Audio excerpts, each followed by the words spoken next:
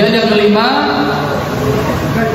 wadkhulul waktu, mancing waktu, masuk waktu sholat. Dengarkan Pak, nanti kan saya kegiatan sekolah sampai sore.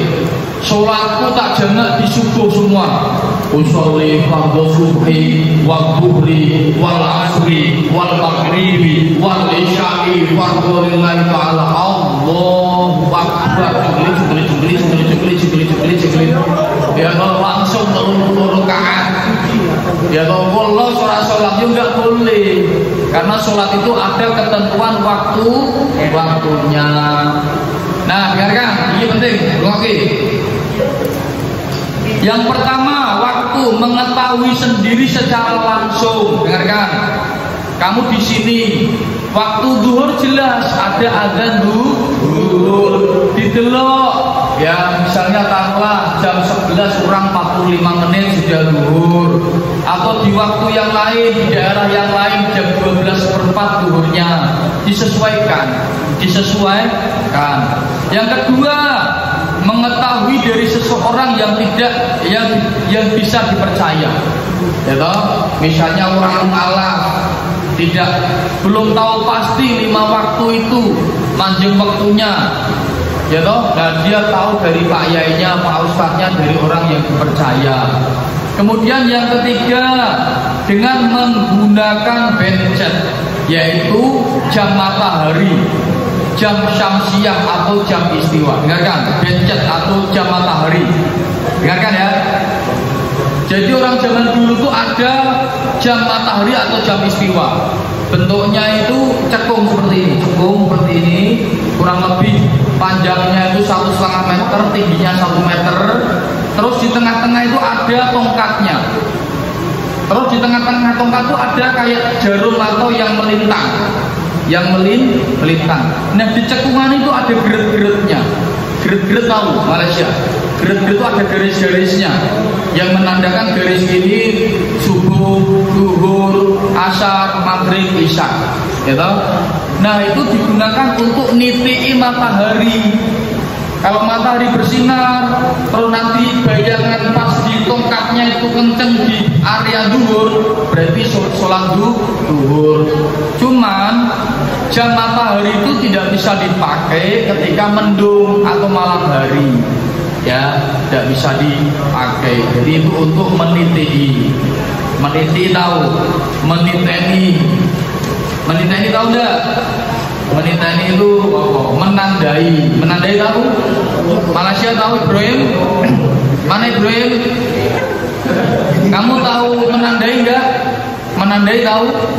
Menandai is the meniteni, ya loh? Tahu meniteni, ya dihafalkan ya Ibrahim, ya dihafalkan ya. Kemudian bisa juga menggunakan bayang-bayang matahari, waktu zuhur itu ketika bayang-bayang berada di mana, agak serok dikit, waktu asar ketika sekian derajat dan seterusnya. Ya toh? Kemudian bisa menggunakan jam tangan, jam dinding ataupun kompas waktu bisa dipakai. Kemudian atau juga kalau kita di daerah yang normal seperti ini dengan ada waktu ada, tapi insya Allah kalau di Kendal, di Jawa Tengah, untuk mengetahui waktu istiwa atau waktu sholat itu tidak susah atau tidak sulit. Kemudian terkait dengan manjang waktu, Pak, bagaimana kalau menggunakan ijtihad? Boleh.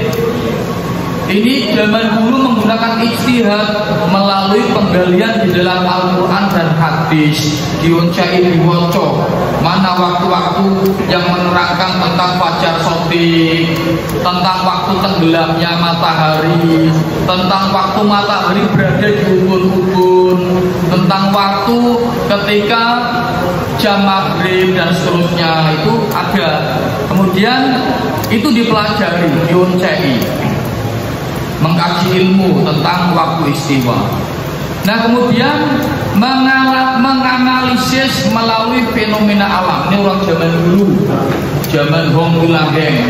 Tahu Hong Wilaheng? Hong Wilaheng itu zaman ketika adzan tidak seramai ini. Caranya bagaimana? Misalnya meniteni atau menandai waktu subuh itu ketika ayam berkokok. Nah, itu ketika ayam berkokok. Atau kalau zaman dulu itu kan ada nutu. Tahu nutu kamu? Nutu tahu nggak nutu? Nutu tahu? Nutu itu kalau zaman dulu kan tidak ada alat yang digunakan untuk menyelep padi, gitu. Tidak ada untuk apa? Padi supaya jadi beras itu kan dimasukkan ke alat, kan? Nah, itu di zaman dulu tidak ada. Dulu pakainya lumpang. Lumpang itu padi dimasukkan ke dalam lumpang, terus ditutup pakai tongkat, tong. Nah itu bisa untuk meniti waktu sahur, waktu subuh. Berarti kalau sudah ada orang nutu lumpang, itu berarti sudah masuk waktu sahur hampir subuh. Nah kemudian tidak boleh hanya berpaku pada kokok ayam atau tutu tanpa diteliti atau berijtihad terlebih dahulu sesuai dengan kebiasaan kampung wilayah itu. Harus diteliti, dititik dhisik. Oh, nak ning daerah Kendal, rata-rata wong nutu jam sakmene. Ayam berkokok waktunya jam segini. Nah, itu dititeni. Ya. Kemudian yang ketiga, yang terakhir, taklid kepada mujtahid. Terkait istiwa taklid kepada mujtahid. Mujtahid itu apa, Pak? Mujtahid itu orang yang berijtihad dan orang yang bisa dipercaya, mengetahui ilmunya, mengetahui wilayahnya, mengetahui dasar-dasarnya. Nah, jika kamu mampu berijtihad sendiri, maka tidak boleh mengikuti ijtihad orang lain. Atau apalagi orang itu kurang bisa dipercaya. Dengarkan, misalnya kamu nanti jadi seorang pelayar. Wah, jadi pelayar kok, jadi kapten kapal. Lah kamu berada di tengah samudera, gitu, tidak terdengar adzan karena jauh. Kamu berijtihad boleh. Wah, misalnya di sana terjadi sebuah fenomena alam yang kemudian kompas tidak berfungsi, jam misalnya tiba-tiba berhenti, kan tidak tahu fenomena alamnya seperti apa. Kamu boleh berijtihad dengan pengetahuanmu, dengan ilmumu. Ketika kamu yakin ijtihadmu itu sudah manjang waktu sholat, kamu boleh melakukan sholat.